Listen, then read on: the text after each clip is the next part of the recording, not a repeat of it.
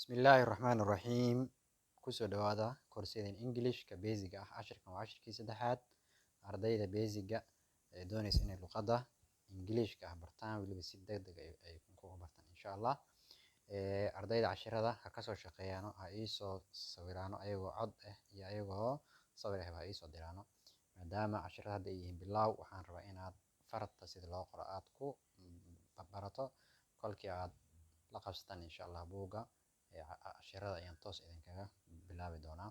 Maanta waxaynu qaadan doonaa personal pronouns.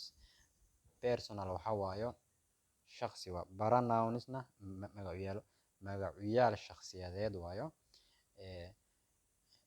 Magacyaalka shakhsiyadeed waxaynu u kala qaadaynaa saddex keli ah iyo saddex jamac. First singular, keliga koowaad. First waxa waayo koowaad waa singular, waxa waa keli. Aniga waayo, aniga.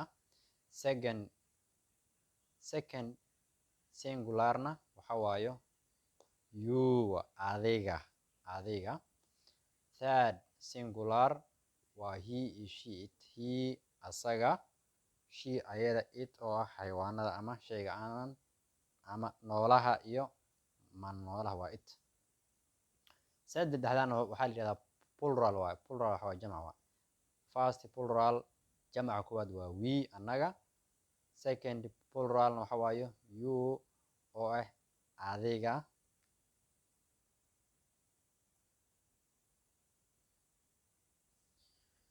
Yo waxa waaye adinka. Iyo they oo ah ayaga. Kan saddexaad waayo I, aniga. You, adiga.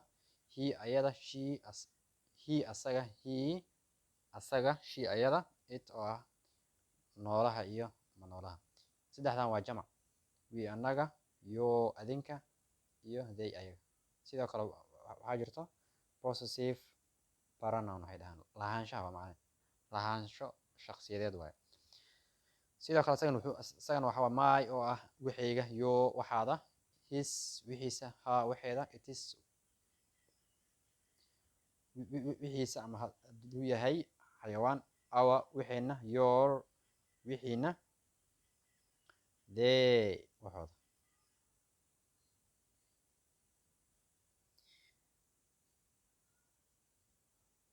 cashirada macalin ku celceliya, ka soo shaqeeya, hal ii soo dir macalin. Wixii ka dambeeyo cashirada hadda aynu yaraynayno waynu kordhin doonaa insha Allah. Waxaynu geyn doonaa heer 8 daqiiqo iyo 9 daqiiqo cashirada ay socon doonaan. Laakiin waa in adiga inta ay cashirada ku socdaan tartiibka waa inaad dhisto. Maxaa yeelay my, you, iyo her, iyo his waa waxyaabaha aynu isticmaali doono waayo. Waxa aynu saari doono xoogan waa grammarka iyo ku hadalka luqadda. Gaar ahaan ku hadalka qofka ku hadalka waa wax 100% dhibo. Grammar qofkan aqoon waxaad arkaysaa luqadda active ku ah. Sidoo kale waxaad arkaysaa qof luqaddii grammarka yaqaano hadli karin. Marka waynu isku dhex wadi doonaa insha Allah. Wassalaamu calaykum warahmatullahi ta'ala.